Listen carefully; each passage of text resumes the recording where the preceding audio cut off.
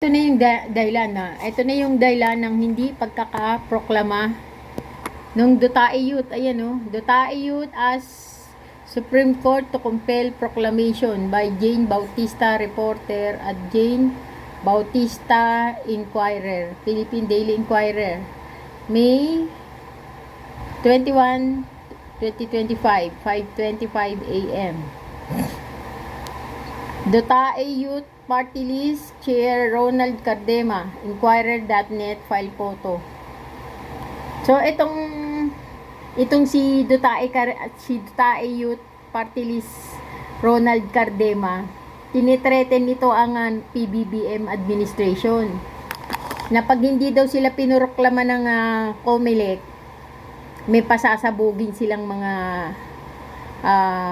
pabor na binibili o pagkakapirahan sa COMELEC. Parang pinapalabas niya na mga pabor o desisyon ng COMELEC na ibinenta niya.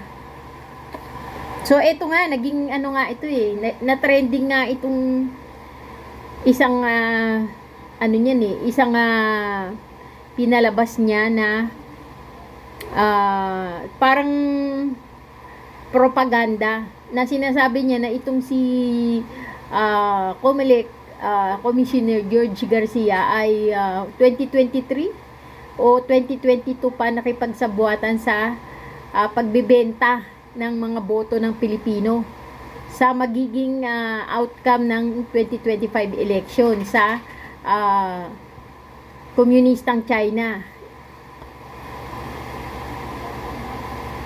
Na ang sabi, nalaman daw ito ni Marcoletang Malangsa ng maaga. So, ibig sabihin, 2024 pa lang nalaman na ni Marcoletang Malangsa ang pakikipag-deal ni COMELEC Commissioner George Garcia sa komunistang China sa halagang $15.2 million.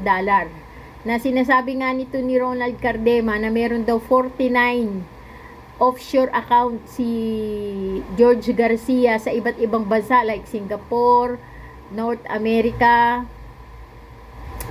Canada. Marami daw 49 na offshore account ang pag-aari ni George Garcia na parang naging dahilan nung produkto na parang ibig sabihin yung $15.2 million na yan ay bini-breakdown niya. Ikinalit niya sa kanyang offshore account na 49 na offshore account sa iba't ibang bansa. So, ibig sabihin, yung halaga na $15.2 million, yun ang halaga ng pagbebenta niya sa naging boto ng mga Pilipino sa 2025 election. Kaya nga galit na galit ang inyong nanay na kung ano-ano pinagsasabi ko diyan kay George Garcia kasi tamang-tama kasi nasakyan nito yung frustration ko doon sa 4 na manok ko na hindi lumabas noong 2025 election. Yan. Kaya yun, nakapagsalita rin tayo ng hindi maganda kay George Garcia dito at humihingi naman tayo ng public apology. Humihingi ako ng public apology, nagsosorry ako kay George Garcia, kasi kung ano-ano masasakit na salita ang nasabi ko. So, humingi ako ng public apology kasi nabiktima lang naman din ako nitong fake news na to. Ito pala ay isang fake news. Pinapakalat pala ni Ronald Cardema itong fake news na to para gantihan ng COMELEC dahil ayaw silang iproklama. Nagkaroon naman din ang hindi naman kasi pagpoproklama sa Dutae Youth ay dahilan ng 2 kaso. May 2 kasong kinakaharap itong Dutae Youth. O ito basahin natin.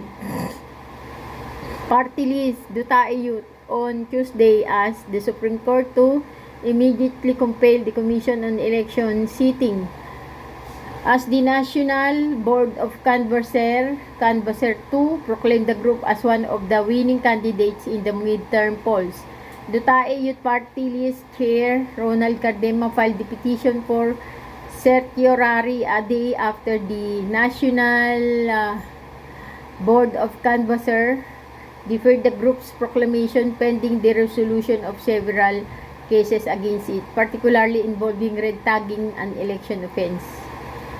In the petition, the party list urged the High Court to declare unconstitutional and contrary to the law the National Board of Canvassers resolution issued on May 18, which suspended the group's proclamation as one of the winning candidates. The group was poised to secure 3 seats in the House of Representatives, garnering second highest number of votes, totaling to 2 million. Over 2 million. Nawala tayo. Ano to? Teka, mamaya na yan. Gardening to 2 million, di ba?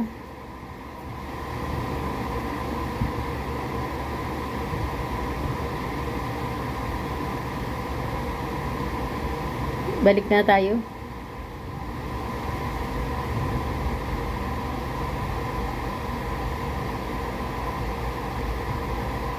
Ayan, totaling over 2 million. Dutae Youth also sought a temporary restraining order, TRO, on the resolution as well as a writ of preliminary injunction to immediately compel the respondent to proclaim the petitioner as one of the winning candidates. The enforcement of the sovereign will of the people is not subject to the discretion of my official of the land. The rule of the law demands its decision to be obeyed by all officials of the land. There is no alternative to the rule of law except the reigns of chaos and confusion. The petition read, in part citing 2002 case of Cordelia versus De Venecia. In that case, the Supreme Court ordered the House of Representatives to recognize Eufrosino Cordelia as the duly elected representative of Leyte 4th Legislative District, invalidating his opponent's proclamation due to procedural lapse and lack of due process. Unscrupulous activity. Speaking to reporters, he accused the National Board of Canvassers of grave abuse of discretion, claiming it acted unilaterally in deciding when to proclaim the duly elected winners of the election. In an interview of True FM on Tuesday, Cardema said, "If you do not allow us to take our rightful party list seat and advance our advocacy, we will reveal to the Filipino people the unscrupulous activities of the Congress and COMELEC on how they are able to amass millions of pesos through your decision, accreditation, and project." Ala, ito yung kanyang threat. Kung hindi nyo kami iuupo, ayan kung hindi nyo kami ipoproklama, we will reveal to the Filipino people the unscrupulous activities of the Congress and COMELEC on how they are able to amass millions of pesos through your decision, accreditation, and project. So, yan yung kanyang threat. So, hanapin pa natin yung kanyang bakit hindi sila pinoproklama. Tignan natin yung kaso nila. Ang sabi dito, the petition against Dutae Youth. So, ibig sabihin may petition. The petition against Dutae Youth, Cardema's party, was filed by 4 individuals on May 15. Petitioner Ria Beatriz Magtalas, Petitioner Abigail Alelitan, Petitioner Rayana Punsalan, and Petitioner Unel Rose Angkos, urged the COMELEC, Unel Rose Angkos as urged the COMELEC to suspend the party's proclamation until its pending case are resolved. They referred to their original petition filed in 2019, saying that the Dutae Youth registration is void because it had not complied with the publication and hearing requirements. So, walang publication tsaka hearing requirements tong Dutae Youth. The petitioner also urged that the party list made untruthful statement regarding the ages of their nominees. Oh, hindi sila nagsabi ng totoong edad ng kanilang mga nominante. Under the party list law, youth representative must be 30 years old or younger. So, ibig sabihin, 30 anyos pababa dapat ang maging edad ng mga dutai youth. O, 30 years old or younger on election days. Cardema, however, was already 34 years old when the 2019 election were held. O, di ibig sabihin, hindi na siya youth. Hindi na siya kabataan. Si Cardema, si Ronald Cardema, matanda na siya kasi noong 2019, 34 years old na siya. Ngayon, 37 years old na siya. Kaya hindi na siya kabataan. Matanda na. 'Di ba? However, was already 34 years old when the 2019 election were held. Kaya ayun. Tsaka hindi sila nag-compel. Oh, hindi sila nag-compel sa they referred to the original petition filed in 2019 saying that Dutai youth registration is void because it had not complied with publication and hearing requirements. So, walang publication at saka hearing requirements itong Dutai youth. Tsaka noong 2019, 34 years old na yan si Ronald Cardema at tsaka 30 anyos pababa ang maging edad dapat ng mga Dutai youth. Hindi yung 34 pataas. Hindi na sila youth, hindi na sila kabataan, kundi mga tiguang matatanda na o gurang na. Kaya disqualified sila. Hindi sila pwedeng iproklama ng COMELEC kasi disqualified dahil matanda na. 34 years old noong 2019, 37 na siya ngayon, di ba? 2019, 34. 2020, 35. 2021, 36. 2022, 37. 2023, 38. 2024, 40 years old na siya ngayon, 2025. 'Di ba? So nasa 39 years old na siya ngayon, 2025. So hindi na siya kabataan, kundi matanda na. Kaya siya hindi pinuroklama ng COMELEC. At dahil sa hindi niya pagkakaproklama, tinatakot niya ngayon ang COMELEC. Ngati ilong nanay. Yung tinatakot niya, yung gumagawa sila ng mga fake news. Yung sinasabi nila na 2024 daw na tunugan na daw ni Marcoletang Malangsa. Yung pagbebenta ni George Garcia ng boto ng mga Pilipino sa komunistang China kasi nakipagkasundo nga daw ito si George Garcia sa Miro System ng $15.2 million.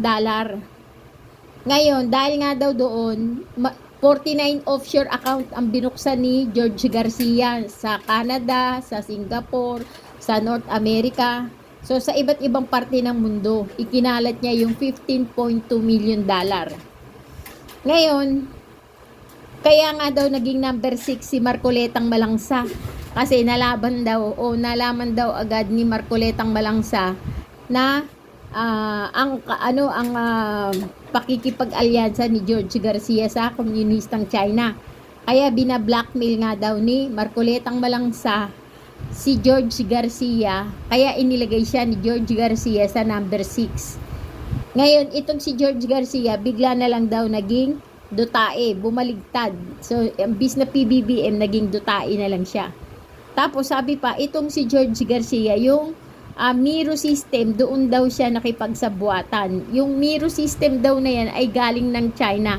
Idinaan lang sa South Korea para hindi mahalata. Hindi mahalata na yan ay galing China. Pero yung Miro System, binayaran daw siya, si George Garcia, ng $15.2 million para makapasok ang Miro System sa COMELEC nang hindi na tutunugan ng mga Pilipino. Ngayon, itong Miro System daw na to ay merong itong preset o nakatanim na daw. preset program, naka-preset na yung program niya ng electoral result. So, ibig sabihin, nakatanim na yung preset program para sa automatikong electoral result. So, ibig sabihin, yung mga bilang ng mga boto ng Pilipino, naka-preset na. Kaya, pipindutin na lang, andun na yung mga naka-preset program para sa bilang. So, ibig sabihin, nandun na yung kung sino yung magiging number 1, magiging number 2, number 3. Ang number 1 ay si Bongo, number 2 si Bam Aquino, number 3 si Bato Pic. So, number 6 si Marcoletang Balangsa. Dahil natunugan nga daw ni Marcoletang Balangsa yung masamang gawain ni George Garcia, nilagay siya ni George Garcia sa number 6 seat. Pero yan daw ay ang pakikipagsabwatan na malinaw sa China. So, ibig sabihin, itong 2025 election ay ang mga nanalo dito ay produkto daw ng pakikipagsabwatan ni George Garcia sa komunistang China. So, ibig sabihin, ibininta ni George Garcia yung boto ng mga Pilipino sa komunistang China. So, ibig sabihin, itong pagkakapanalo ni Bato Pic at ni Bongo at ni Marcoletang Balangsa ay gawa lang o produkto lang ng pandaraya na nagkakahalaga ng $15.2 million. So, ibig sabihin, kanino bumalik? Kanino bumalik yung kanyang, kanyang peking fake news, di ba? Sa kanila din. Sila din ang binalikan kasi, tinamaan sila. Bakit? Kasi mga kandidato niya yung nasasangkot, mga manok ng dutae. So, ibig sabihin yung pagkakapanalo ni Bongo at ni Bato Pic at ni Marcoletang Balangsa ay produkto ng pandaraya ng komunistang China na nagkakahalaga ng $15.2 million kay George Garcia. Pero sa totoo lang, pati ako napeke. Napeke ang nanay. Kasi bakit? Kasi pinatulan ito ni nanay eh. Nag-Facebook live pa ako dahil dito. Kasi na-trigger ako dahil ang aking mga manok 4 ay hindi lumabas. Sila Abigail Binay, si Panfilo Lacson, si Manny Pacquiao at saka si Ben Tulfo. So parang ibig ko sabihin, na-trigger ako na i-Facebook live yan dahil unang-una nasaktan ako. Pangalawa, nagagalit ako kay George Garcia kasi nagawa niyang traidorin ang mga Pilipino. Pangatlo, kasi yung pagkakapanalo nila Bongo ay hindi ko rin matanggap.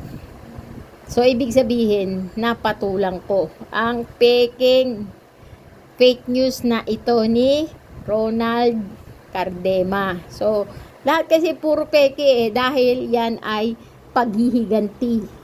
Diba? Vendetta nila sa Comelec kasi ayaw silang ideklara na panalo.